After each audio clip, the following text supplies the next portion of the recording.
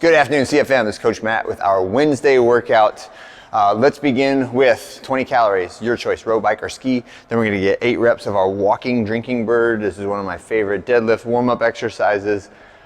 It can be done wrong, right? So if you find yourself just leaning forward or reaching your shoulders towards the ground and not feeling it in your hamstrings, that probably means that you're flexing your spine. And the goal of this drill is for you to feel the hip hinge in a lot of different positions. So left leg forward, right leg forward. It doesn't matter what you're doing. And this is a more realistic movement for like how I'm going to go and pick up something off the ground.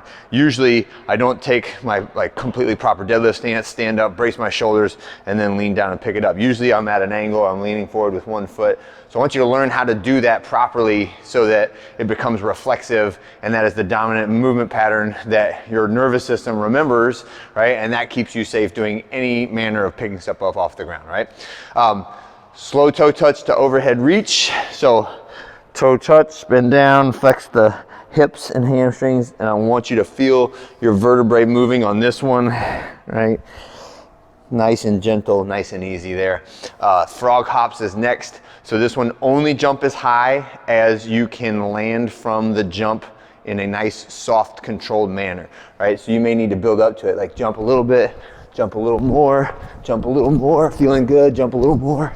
Okay, 4 reps just like that. Nice, light, controlled landing. And then we're gonna do 4 4-second eccentric bench press reps.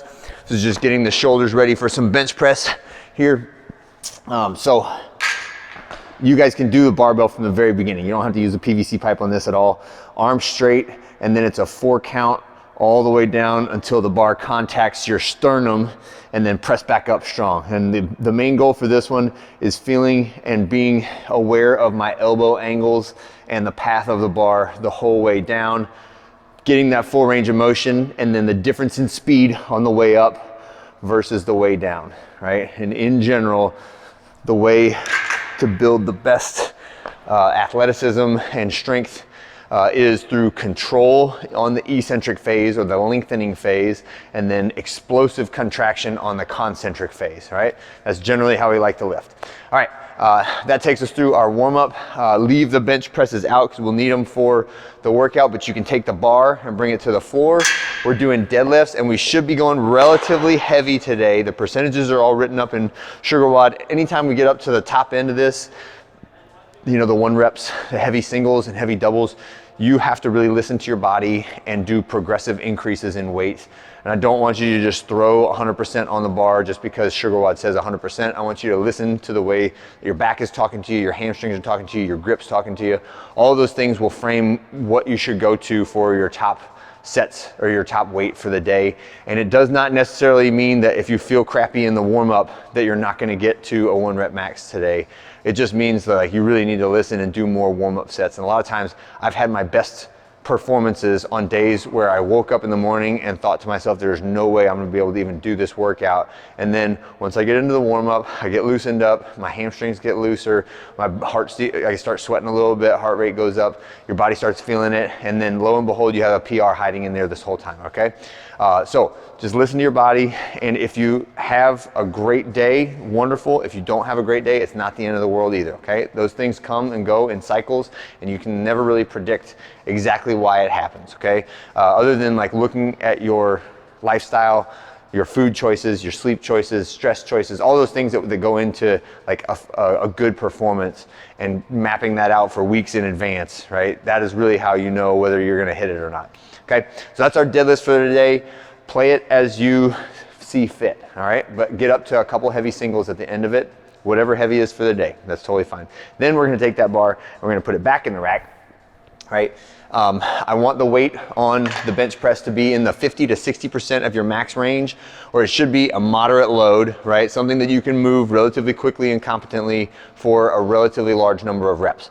And the way we're gonna do this today is I'd like to have a partner, and one partner will be working at times and the other partner will be resting at times, right? But let's say I have my ghost partner back there is spotting me to make sure that I don't get trapped underneath this bench press.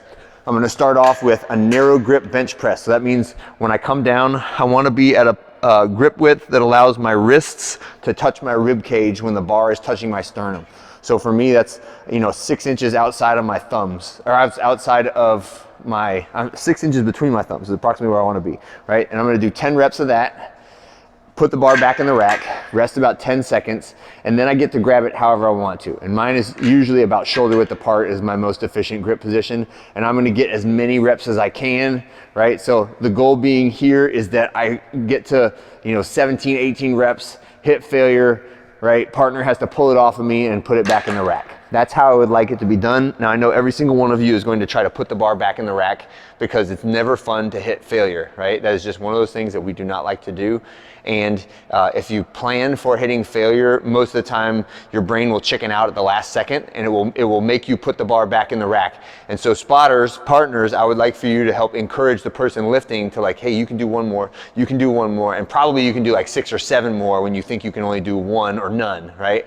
So my little trick is when they try to put it back in the rack, I just shove it back out and say like, nope, you're not done yet. If you can physically put the bar back in the rack, then you can probably do another rep. All right, and after that, you get 10 seconds, and then you're gonna go over to the bike and you're gonna give me a hard 25 or 20 calories, and then you're going to rest. Now, the only trick on this is the partner who just did the spotting, when the other one goes to the bike, you guys go together. The partner who is spotting performs a plank while the other partner is biking their 25 or 20 calories, and then they'll swap positions and do the whole thing again. I would like for everybody to get 4 rounds if you can.